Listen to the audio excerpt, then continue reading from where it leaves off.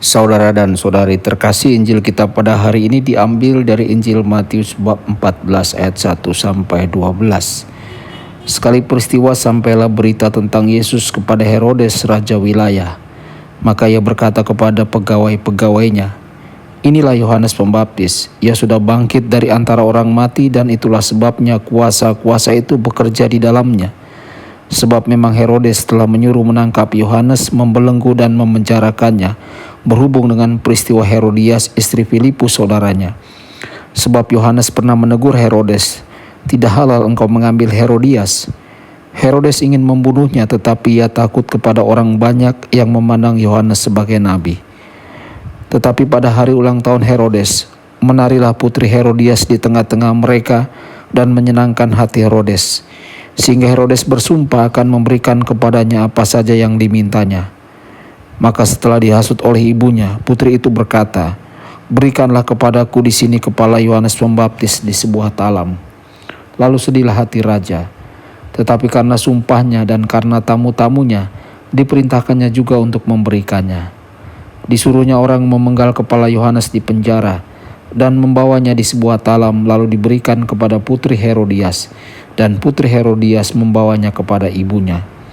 Kemudian datanglah murid-murid Yohanes Pembaptis mengambil jenazah itu dan menguburkannya. Lalu pergilah mereka memberitahu Yesus. Demikianlah sabda Tuhan, terpujilah Kristus.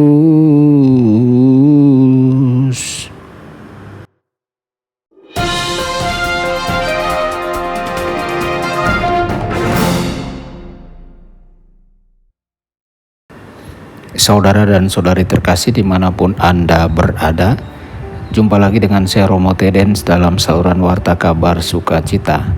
Semoga Anda semua dimanapun berada senantiasa dalam keadaan sehat dan bahagia. Tokoh utama dalam Injil hari ini adalah Herodes raja wilayah.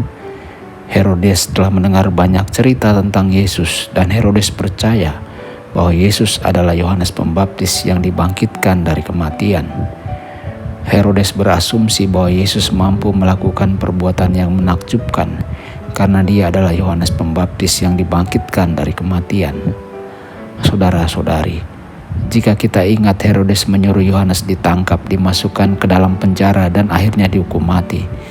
Dia melakukan semua ini karena Yohanes telah mengkritik Herodes karena mengambil istri saudaranya sebagai gundiknya. Yohanes memberitahu Herodes bahwa ini melanggar hukum. Namun Herodes tidak mendengarkannya. Dia bertekad untuk menemukan cara menyingkirkan dirinya sendiri dari Yohanes. Kesempatan itu datang ketika Herodes berulang tahun dan sebuah perayaan besar direncanakan. Selama perayaan itu, putri Herodias menari untuk Herodes dan tamu-tamunya. Herodes begitu terpesona dengan penampilannya, sehingga dia berjanji untuk memberikan apapun yang ia minta. Namun gadis itu tidak tahu harus meminta apa. Dia pergi ke ibunya dan berkonsultasi dengan ibunya. Herodias memerintahkan putrinya untuk meminta kepala Yohanes Pembaptis. Ketika gadis itu memberitahu Herodes bahwa dia menginginkan kepala Yohanes Pembaptis, Herodes kecewa dan sedih. Namun karena dia telah berjanji kepada gadis itu bahwa ia bisa mendapatkan apapun ia inginkan, dan dia telah mengatakan ini di hadapan banyak tamu, dia merasa terikat untuk melakukan apa yang diminta gadis itu. Karena itu, dia memberi perintah agar kepala Yohanes dipenggal. Para pelayan membawa kepala Yohanes gadis itu di atas piring. Pada gilirannya gadis itu membawa kepala Yohanes ke ibunya. Kemudian murid-murid Yohanes menguburkan tubuh Yohanes dan pergi untuk menyampaikan kepada Yesus tentang kematian Yohanes. Saudara-saudari terkasih, pernahkah kita dikotak-kotakan dan harus melakukan sesuatu yang sebenarnya tidak ingin kita lakukan? Sesuatu yang kita tahu dengan jelas tidak benar. Saya berasumsi hal itu bukan sesuatu yang seserius, yakni membunuh seseorang untuk menyenangkan orang lain. Saya bertanya-tanya apa yang akan terjadi jika Herodes menolak untuk membunuh Yohanes. Meskipun fakta bahwa dia telah berjanji, dia akan memberikan apapun yang diinginkan Herodias. Beberapa orang yang hadir mungkin menyebut Herodes sebagai pembohong karena tidak menepati janjinya. Namun saya berharap mayoritas orang yang hadir akan diam-diam bertepuk tangan dan mendukung keputusannya.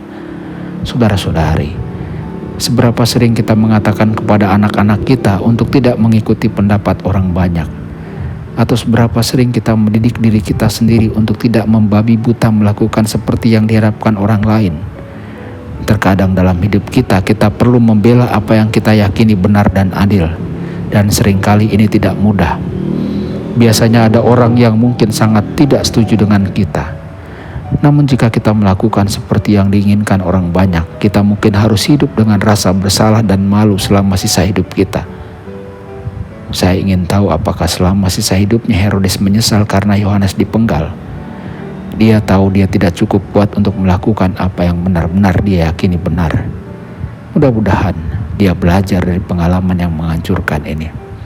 Saudara-saudari, hari ini saya mengundang kita semua untuk memperhatikan tindakan, pilihan, dan keputusan kita. Ini semua berdampak pada orang lain, komunitas, serta kehidupan kita sendiri. Hari ini semoga kita membuat keputusan yang bijaksana, penuh kasih, dan benar. Semoga Tuhan memberkati kita dengan kebijaksanaan dan wawasan kita. Tuhan Yesus memberkati dan menyertai Anda semua. Sabda Allah adalah kebenaran. Sabda Allah adalah kehidupan.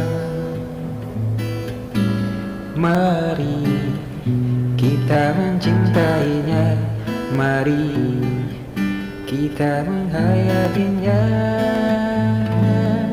Ya Tuhan yang ku muliakan,